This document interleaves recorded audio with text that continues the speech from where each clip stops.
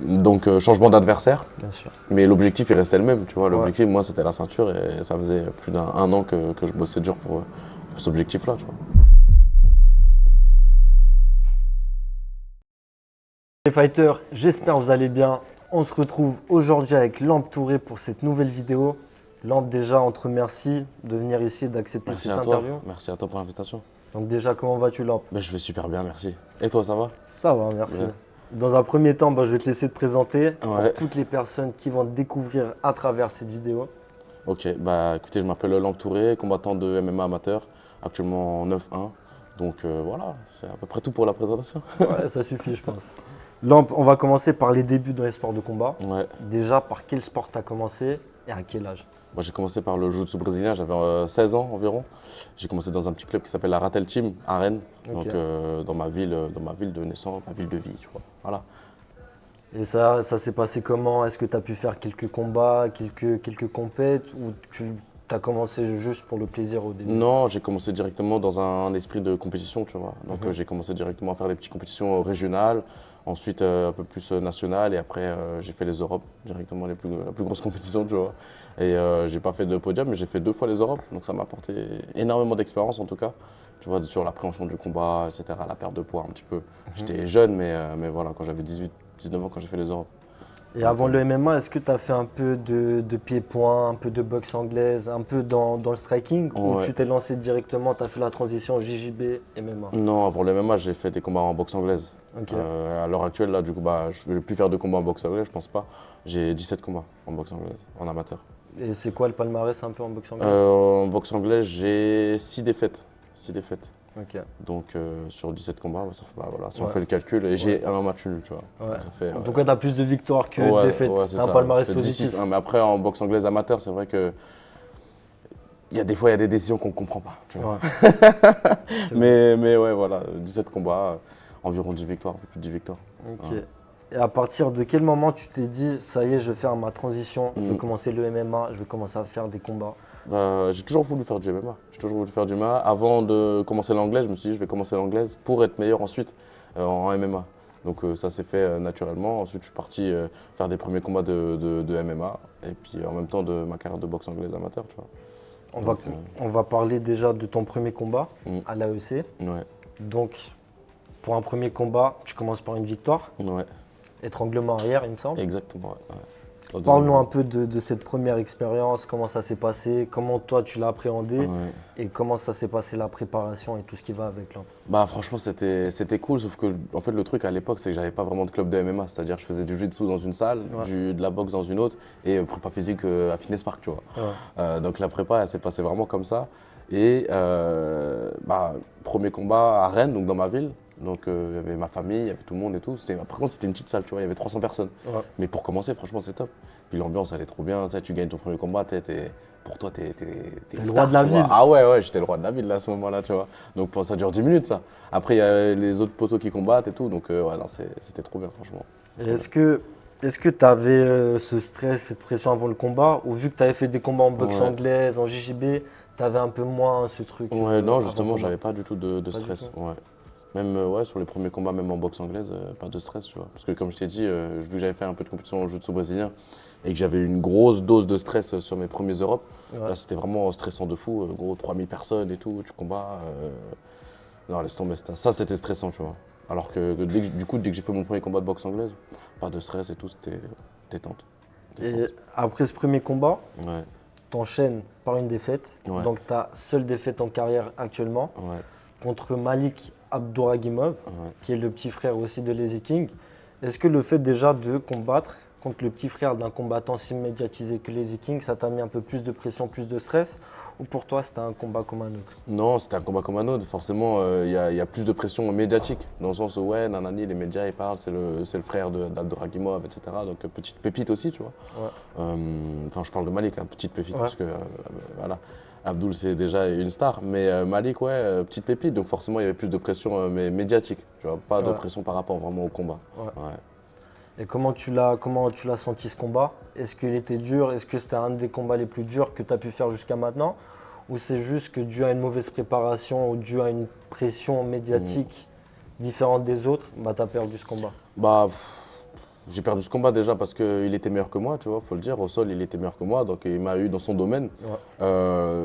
Par contre, la préparation, elle était pas, c'était pas une préparation de MMA, tu vois. C'est-à-dire que j'avais pas de club de MMA. Je suis allé dans ce combat, on m'a dit ouais, tu vas affronter Malik. Je dis bah ouais, ok, tu vois. Et puis on est parti comme ça. Donc il n'y avait pas vraiment de préparation vraiment spécifique. Parce que je faisais beaucoup d'anglaise encore à ce moment-là, moins de JB. Du coup, j'ai repris un peu plus le JJB pour ce combat-là, forcément, tu vois. Mais non, il n'y a pas eu de préparation vraiment à proprement parler.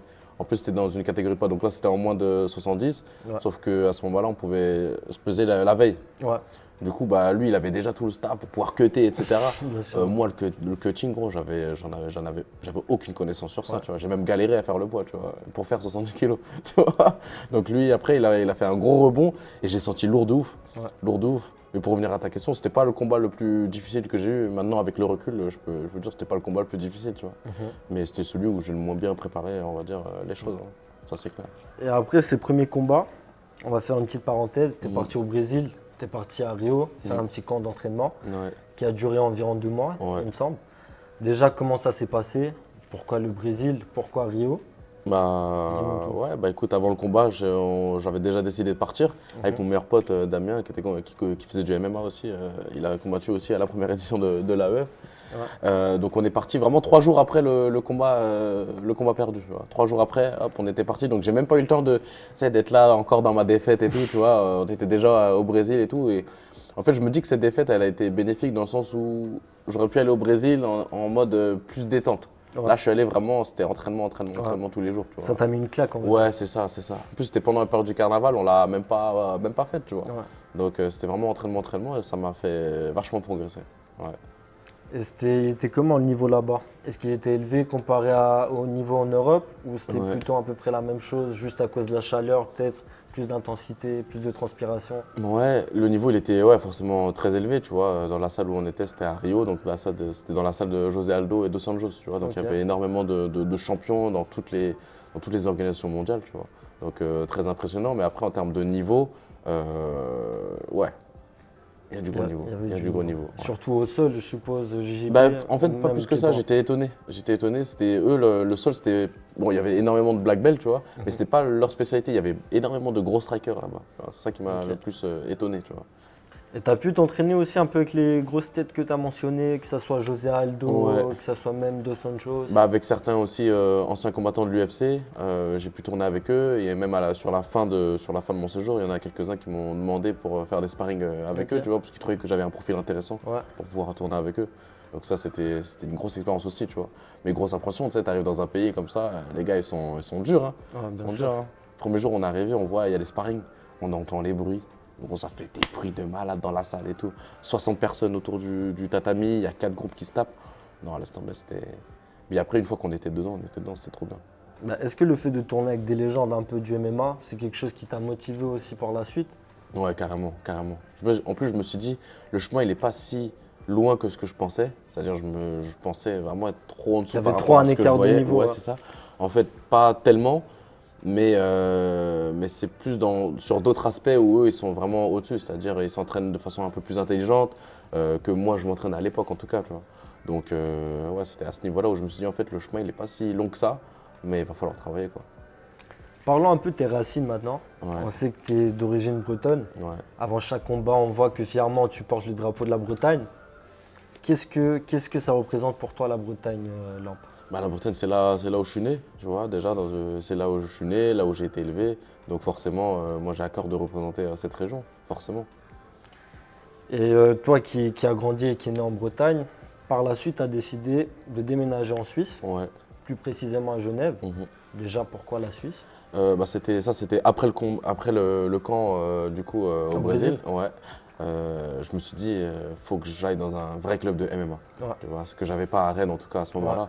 Je me suis dit, il faut que j'aille dans un vrai club de MMA et tout. Donc j'avais déjà décidé de partir. Ouais. La Suisse, ça s'est fait comment en fait sur le deuxième combat à l'AEC, l'ancienne AEF, tu vois, Ouais. on a rencontré Jay et Antoine Petitjean, Ouais. qui combat également à la Strike Academy. Et du coup, ça se fait comme ça en fait la connexion. Nous, on cherchait un club, on a discuté avec et tout, ça s'est bien passé, hop. Et puis quoi, un mois après, on était à Genève. Du coup, tu t'entraînes actuellement à la Strike Academy. Ouais. et le main entraîneur, c'est Karl Amoussou. Donc, qu'est-ce que ça te fait à toi, Lamp, qui est un jeune combattant amateur, de se faire entraîner par une légende du MMA français comme Karl Amoussou?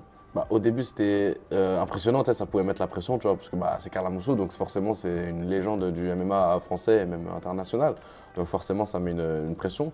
Puis au fil du temps, bah, c'est mon coach, tu vois, donc c'est une personne que je connais, que je vois tous les jours, donc il n'y a plus ce truc de star un peu, entre Ouais. guillemets, tu vois, plus cette, comment on appelle Ce ça, truc formel. ce petit mur un peu Ouais. entre, tu vois. Cette Donc, distance. Ouais, c'est ça, voilà, exactement, c'est la distance. Donc maintenant, ouais, c'est mon coach et puis c'est un plaisir de bénéficier de cette expérience-là.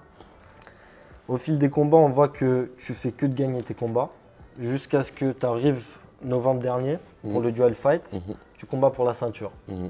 Donc là, c'était la première fois que toi, tu te mettais à combattre pour une ceinture, Ouais, pour un titre. Ouais. pour un Ouais, titre. ouais.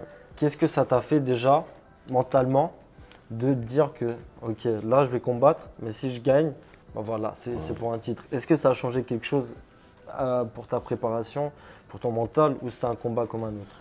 C'était pas un combat comme un autre, forcément, vu que c'est un combat pour un titre, mais il y avait comment dire, il y avait une motivation supplémentaire, tu Ouais. vois. Donc il n'y avait pas de stress supplémentaire, il y avait vraiment une motivation supplémentaire à performer, parce que bah, tu dois performer au moment où on te le demande. Donc il n'y a plus cette pression-là, tu vois, de performer pour justement gagner, Et au niveau de la préparation, comment elle s'est passée, comment elle s'est déroulée? comme tous les autres combats. Ouais, comme tu as pu voir, tu as pu assister à une de mes préparations. euh, Elles sont toutes pareilles, tu vois. Pas toutes pareilles, forcément, on s'adapte à l'adversaire, tu vois. Mais elles sont aussi sérieuses les unes que les autres, combat après combat. On ajuste un peu plus en plus les détails, tu vois. Donc, ouais, c'était une préparation intense, comme toutes les autres. La petite anecdote, bah, comme Lamp il a cité, on a fait cette préparation, un petit bout de la préparation ensemble pour le côté plutôt lutte. Mhm. Lamp c'est un bosseur acharné. Moi il m'a surpris, il m'a choqué. Tous les jours il était là, s'entraîner 2 fois par jour. Et franchement, je pense qu'il va aller loin. Après c'est mon avis, mais en tout cas c'est ce que je ressens. Après on va parler de la suite du coup. Ouais, Après ce combat pour le titre, tu combats pour la ceinture ouais, à l'AEC. exact. Donc à la base, tu étais censé combattre contre Rakhman Rachman Chukaev. Chikoyev, ouais, Ouais. c'est ça. Ouais. Et finalement, bah, ce combat, il s'est pas fait. Ouais. Bah, Qu'est-ce qui s'est passé? grosse déception, parce qu'il y a eu pas mal de trash talk, plus de sa part, etc. Du coup, bah, moi je réponds et tout, tu sais, tu sais, j'aime bien ce petit truc-là. Mais ouais, du coup, grosse déception parce que le combat a été annulé. Il s'est mangé un KO un mois avant le combat. Donc Ouais. forcément, compliqué de combattre Ouais. après. Donc changement d'adversaire. Bien sûr. Mais l'objectif, il restait le même, tu vois. Ouais. L'objectif, moi, c'était la ceinture et ça faisait plus d'un an que je bossais dur pour cet objectif-là, tu vois. Donc là, bah, tu combats quand même pour la ceinture, Mhm. même si c'est un autre adversaire. Ouais. Est-ce que le fait déjà d'avoir gagné un titre au dual fight, Ouais. est-ce que ça t'a enlevé cette pression de combattre pour le titre, pour une ceinture, ou tu avais quand même cette pression-là à dire que ok, là je vais combattre et si je perds, bah, je perds une opportunité de gagner la ceinture? Non, il n'y avait pas plus de pression par rapport au combat et à l'autre titre. Il y avait plus de pression parce que c'était chez moi, à Rennes, qu'il y avait ma famille, etc. Tu vois, encore. Dès que je combats à Rennes, de toute façon, il y a tous mes potes, il y a ma famille, etc. Donc forcément, ça met beaucoup plus de pression. J'ai l'impression qu'elle était plus là, quoi, de perdre devant ma famille, mon public, etc. Par là où tu as commencé, quoi, pour Ouais, ta vie exactement. natale. Ouais, c'est ça, c'est ça. Et comment tu l'as appréhendé ce combat, Lamp? Comment ça s'est passé? Comment il était l'adversaire? Comment tu l'as senti? Alors l'adversaire du coup de remplacement, bah, c'était Bilal Boulama, un adversaire assez expérimenté, qui était vachement bon, tu vois. J'étais surpris après le combat, je me suis dit putain en fait il était plus dur que ce que je pensais, tu vois. Ouais. Mais ouais, voilà. Finalement, tu as fait ce que tu as à Ouais, faire c'est ça, et tu c'est es ça. reparti avec cette magnifique ceinture. Exactement, ouais. Donc voilà, maintenant on voit que tu es à 9-1. Ouais, Donc là, tu es à 10 combats. ouais, exact. Donc est-ce que tu comptes rester quand même en amateur ou est-ce que tu as un combat de prévu par la suite ou quelqu'un a un call-out là actuellement? Bah, là on a déjà un combat de prévu normalement au Kajora Academy, donc on prie pour que ça se fasse en tout cas, donc ce sera sûrement parmi les derniers combats amateurs. Peut-être on aura un ou deux combats amateurs encore et puis passage en pro, quoi. L'objectif c'est ça. Et en parlant du passage en professionnel, est-ce que tu penses qu'actuellement il te manque quelque chose pour faire la transition? Pas forcément, peut-être encore un peu plus d'expérience, mais on a déjà vu pas mal de choses avec mes coachs et sur mes derniers combats, etc. Donc non, je pense que le passage en pro, faut pas trop se prendre la tête. Faut évidemment avoir un plan de carrière, mais il ne faut pas trop se prendre la tête, faut y aller, quoi. Faut y Et aller. est-ce que tu as une organisation en tête où tu aimerais débuter, faire tes débuts en professionnel? Bah écoute, on étudie les propositions, en tout cas avec mon manager et mes coachs, Ouais. mais par la suite j'aimerais bien aller dans les grosses ligues majeures, forcément européennes, telles que le KSW ou même le PFL Europe, ce serait top. Ça fera partie de mes objectifs en tout cas dès que je vais passer en pro. Et en parlant de tes objectifs, parlons aussi de tes objectifs sur le long terme. Mhm. Est-ce qu'un jour, tu te vois combattre pour des featherweight à l'UFC, Ouais, par exemple? ouais, 100%. 100%, ouais. Et est-ce que tu as un combat de rêve en tête? Bah, le rêve, ce serait Ilia Topuria. Parce que c'est le champion de la catégorie, tu vois. Donc ce serait ça vraiment le rêve, le combat rêvé. Ce serait top. Et est-ce que tu penses que d'ici 10 ans, on va dire, Ouais. tu auras atteint les sommets du MMA français déjà, après du MMA mondial? Ou est-ce que tu préfères vraiment penser au court terme afin de ne pas te mettre de pression supplémentaire, quoi? Non, faut voir à long terme, faut voir à long terme. Donc forcément, je me vois au sommet dans 10 ans, parce que je sais que je vais travailler dur pour ça, donc il n'y a pas de raison. J'ai 2 bras, 2 jambes, une tête qui fonctionne bien, tu vois, donc il n'y a pas de tout le raison. Ouais, c'est ça, comme les autres qui ont réussi avant moi, donc voilà. Et en ce qui concerne ta préparation, est-ce que tu as pensé à t'entraîner à faire des autres camps comme tu as pu faire au Brésil, dans un autre pays, dans une autre ville? Ouais. Est-ce que c'est quelque chose qui est envisagé par toi et ton équipe? Bah là, moi j'envisage un camp de lutte au Daghestan. Tu vois, lutte, MMA, tout quoi. MMA, lutte, vraiment, vraiment axé lutte, tu vois. Parce que déjà c'est un sport que plus je progresse dans ce domaine-là, plus j'aime le pratiquer. Et forcément j'ai envie de progresser encore plus, tu vois. Donc quel meilleur pays que le Daghestan pour aller progresser en lutte? On compte sur toi aussi pour Ouais. faire quelques vlogs, quelques Ouais, je vais vidéos, hein. vlogger ça, je vais vlogger ça. Donc voilà, n'hésitez pas les gars à vous abonner à Lamp. On va mettre son Instagram juste sur le côté. Du coup, comme ça, vous êtes sûr de rien louper. Ouais, ouais. Avant de clôturer cette interview, Lamp, est-ce que tu as un message à faire passer à toutes les personnes qui te soutiennent depuis chez eux et toutes les personnes aussi qui vont découvrir à travers cette vidéo? Bah, le message, je m'adresse à quelle caméra du coup? Celle-là? Bah, le message, c'est déjà merci pour ceux qui sont là et qui vont visionner cette interview. Très bon intervieweur, voilà, bon combattant, donc forcément, il faut suivre. Voilà. Merci beaucoup, Lamp. Merci à toi. À très bientôt. Merci.